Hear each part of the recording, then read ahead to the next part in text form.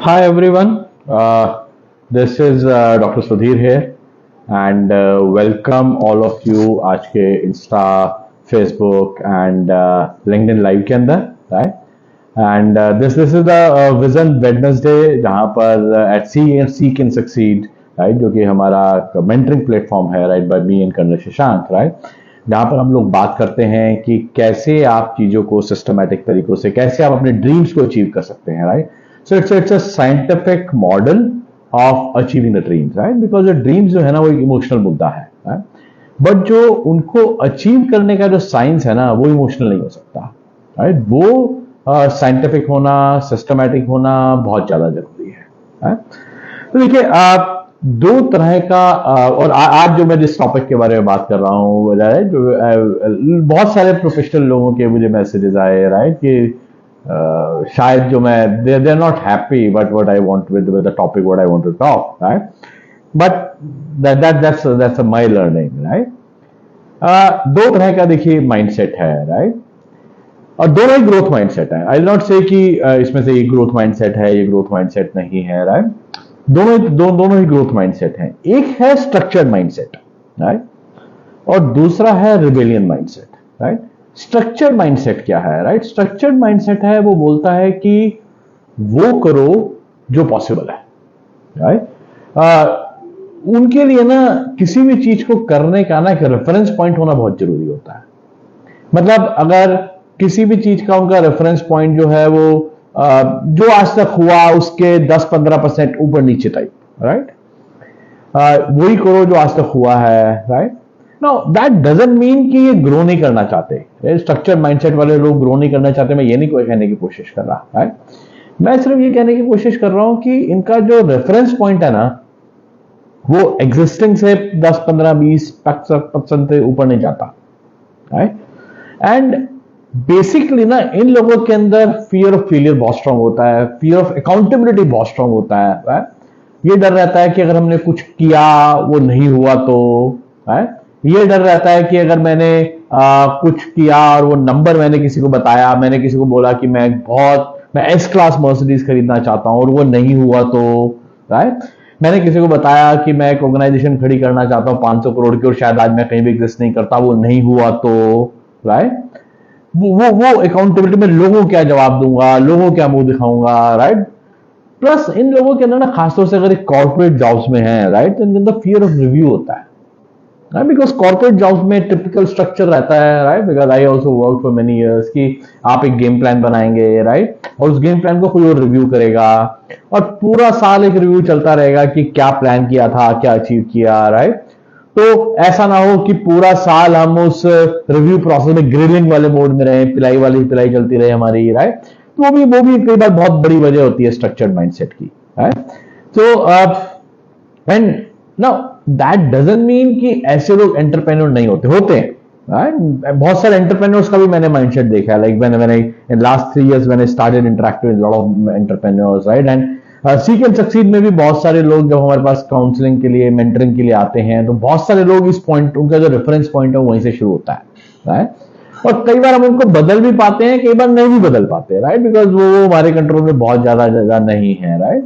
Because जब आप mentoring करते हैं तो हमेशा लोगों को हम ये बोलते हैं कि हम आपको गाइड कर सकते हैं, हम आपको समझा सकते हैं, हम आपको अपनी सक्सेस स्टोरीज अपने एग्जाम्पल से बता सकते हैं राइट.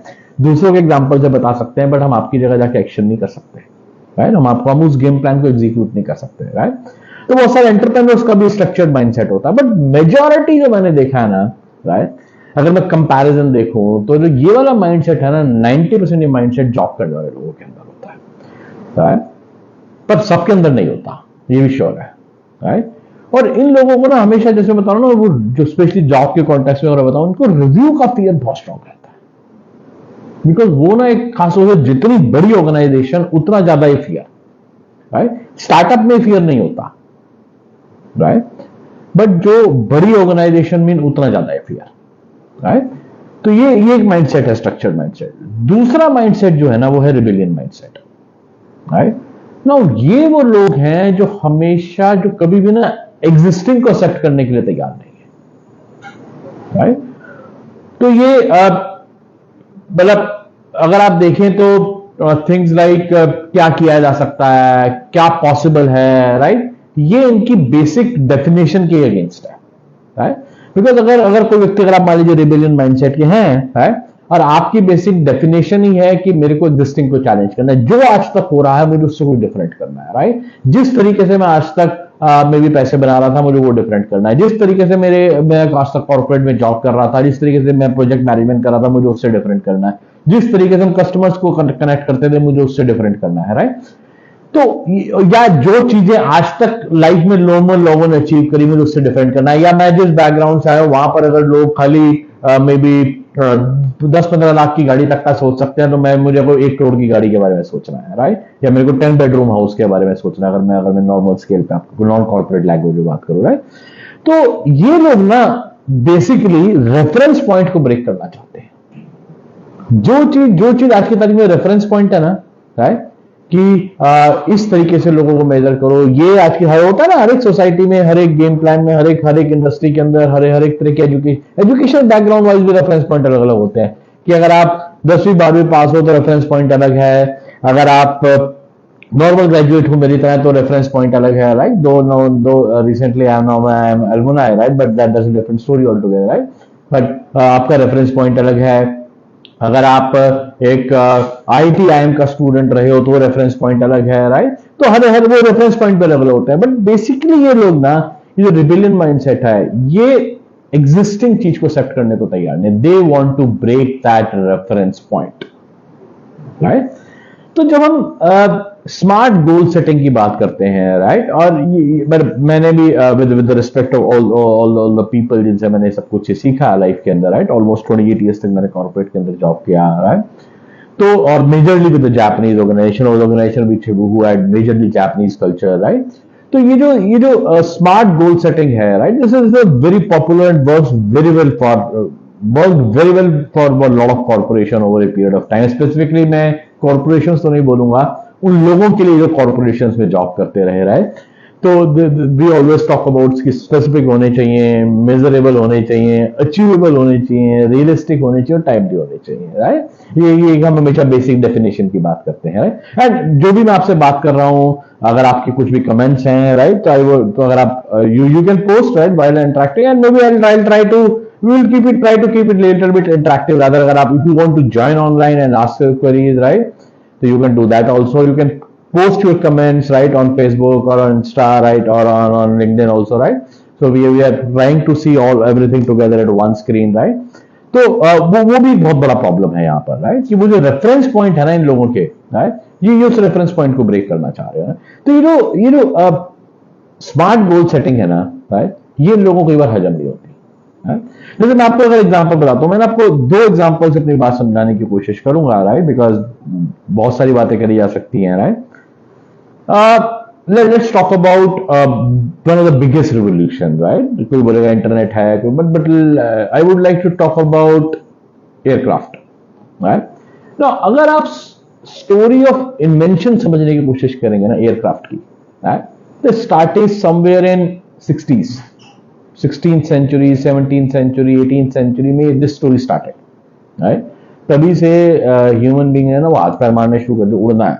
दो मतलब बहुत सारे लोग जो हिंदू आइडियोलॉजी और में विश्वास करते हैं, जैसे कि श्री राम के टाइम पर भी था and all that stuff, right.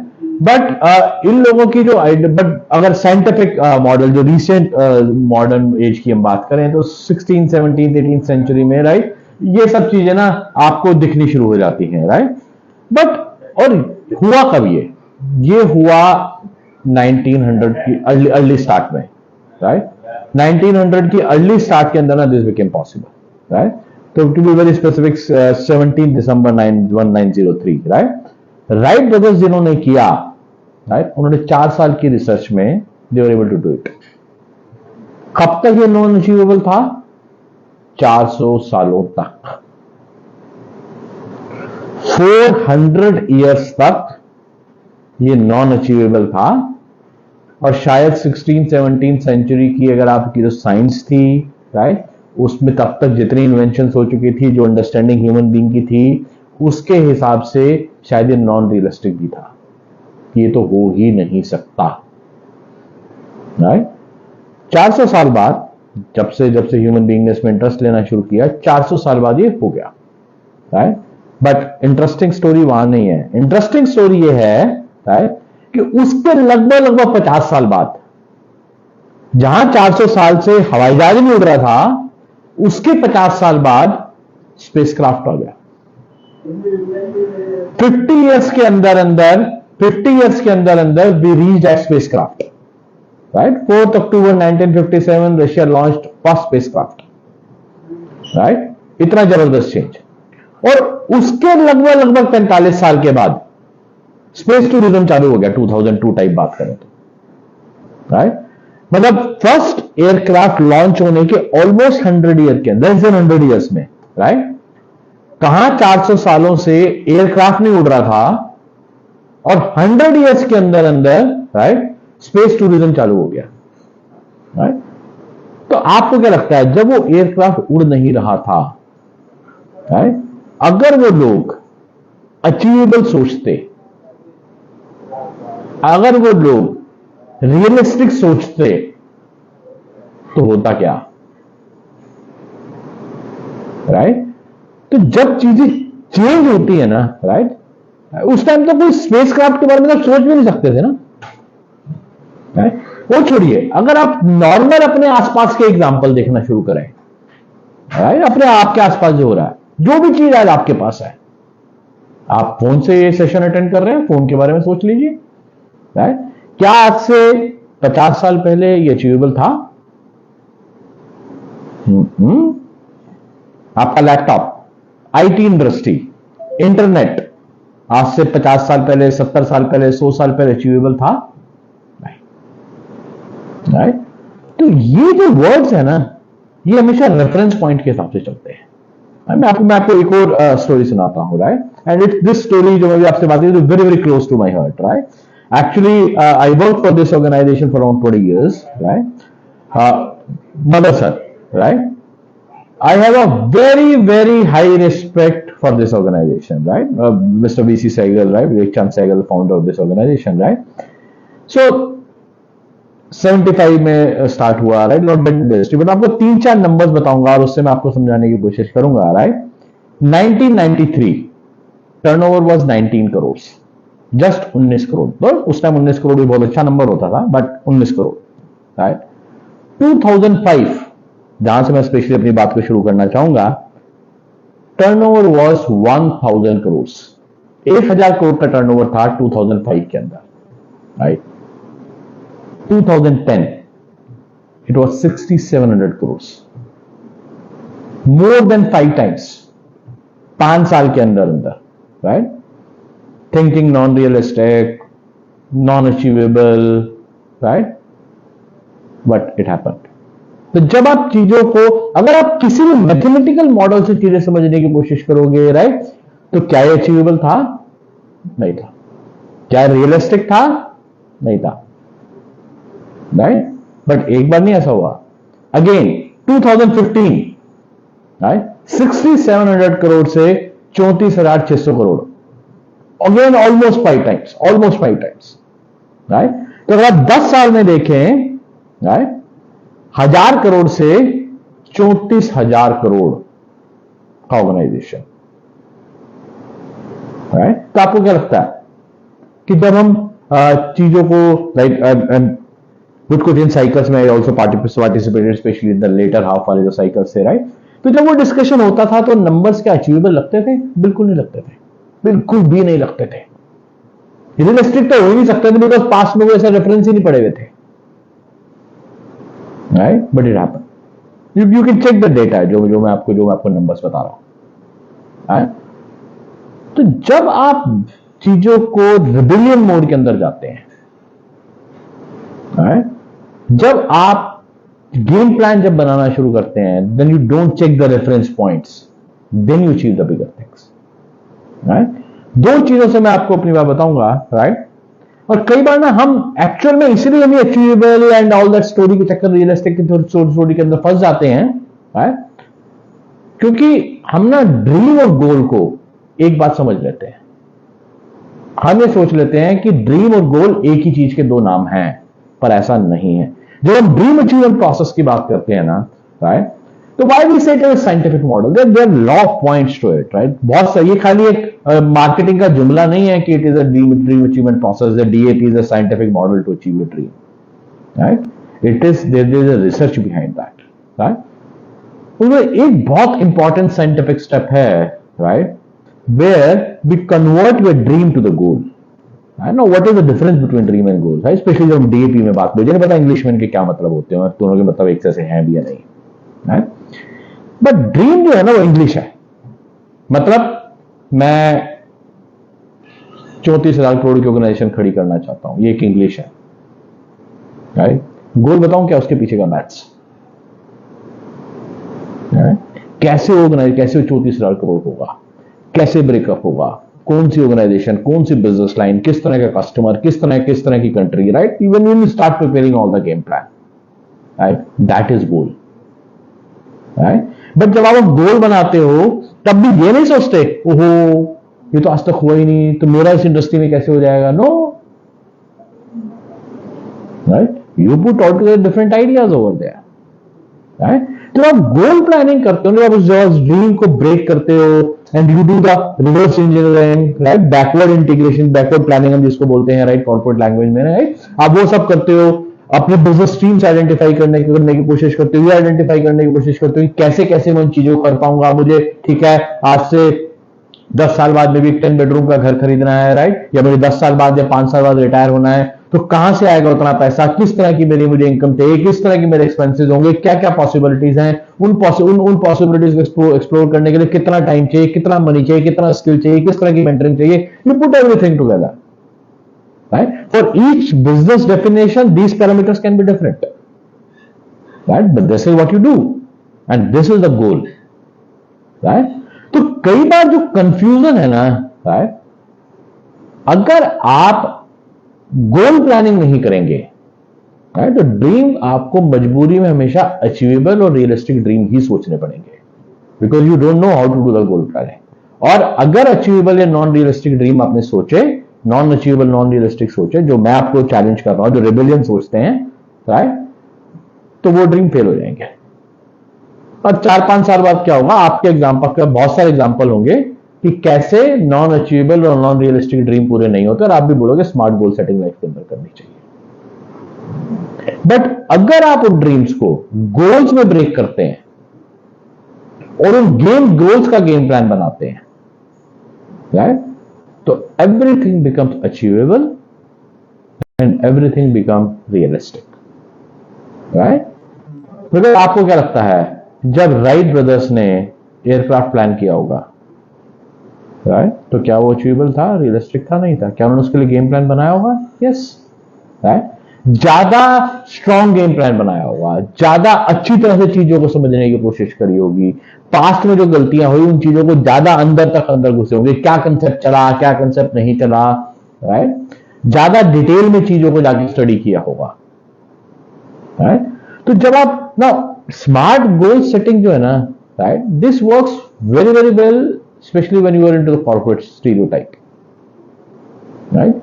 But अगर आप पर्सनल लाइफ में स्पेशली बात कर रहे हैं कि आप जॉब में भी हड़क के लिए, but if you want to have a rapid growth in your job also, right, तो शायद आपको स्मार्ट गोल सेटिंग के ना बैरियर को ब्रेक करना पड़ेगा, राइट। क्योंकि एक बात को समझिए, जब आप रिबेलियन टाइप का गेम प्लान बनाते हैं ना, राइट, तो it's mean more homework, right, it's mean better action plan. क्योंकि सबसे बड़ा चैलेंज बताऊं क्या, क्यों लोग बोलते हैं कि अचीवेबल बनाओ, रियलिस्टिक बनाओ, क्योंकि रिबेलियन टाइप का गेम प्लान बनाने के लिए मैं ना, राइट, कहीं पर कोई रेफरेंस पॉइंट एग्जिस्ट ही नहीं करता, तो आपको पता ही नहीं है कि ये चीज चलेगी या नहीं चलेगी। वी डोंट नो कि whether this thing is going to work or not, right. तो आपको ज्यादा ऑल्टरनेट्स पे काम करना पड़ता है, ज्यादा पापड़ बेलने पड़ते हैं, ज्यादा स्टडी करनी पड़ती है, राइट। अगर आपको पता है प्रोजेक्ट मैनेजमेंट में ऑर्गेनाइजेशन में है, राइट, और आपको पता है कि ये प्रोजेक्ट जो इस तरह का जो प्रोजेक्ट है वो 2 महीनों में कंप्लीट किया जा सकता है, और आपने शायद उसको 7 डे के बजाय 55 डेज का गेम प्लान बना, that's fine, it's not rebellion, right, क्योंकि आपके पास रेफरेंस पॉइंट ये थे। बट आपके पास कोई कस्टमर चैलेंज नहीं आया 35 दिन में करने का, What do you do in that situation? You say, no boss, ये तो हो नहीं सकता, process possible नहीं है, let's send it back. या आप उसको चैलेंज को लेते हो, you start preparing the game plan.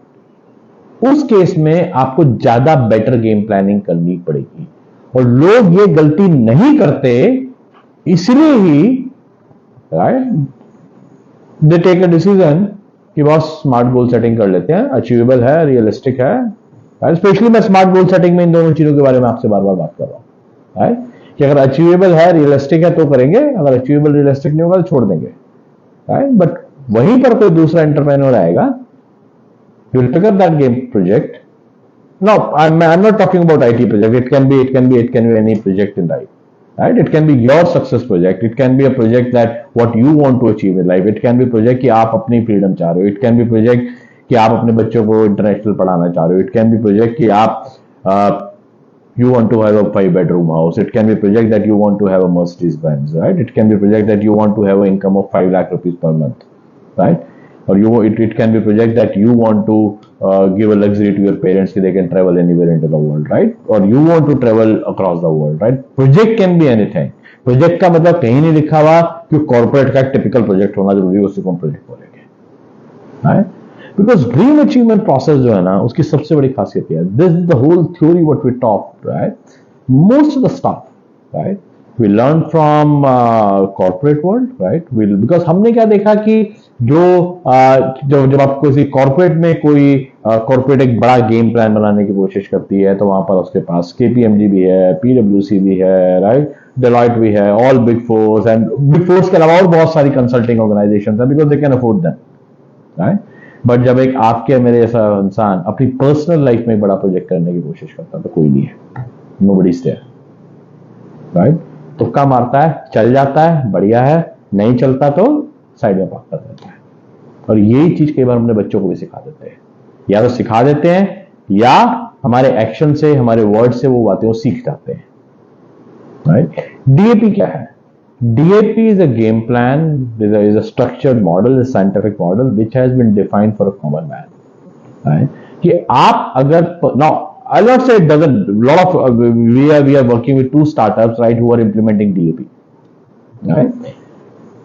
But we defined it for a com. अगर कोई बोले बहुत बड़े corporate में, we don't recommend, they have their own structures, right?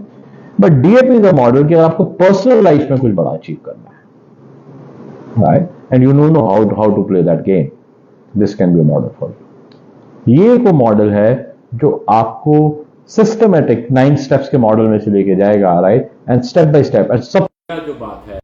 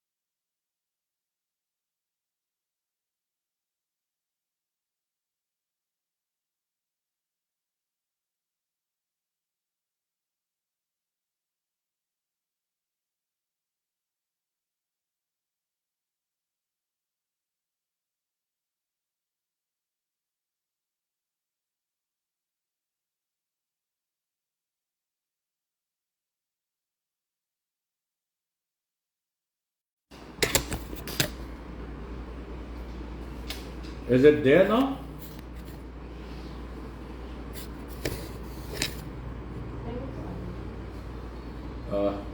अभी इंस्टाग्राम पे voice is there, no voice still on Instagram.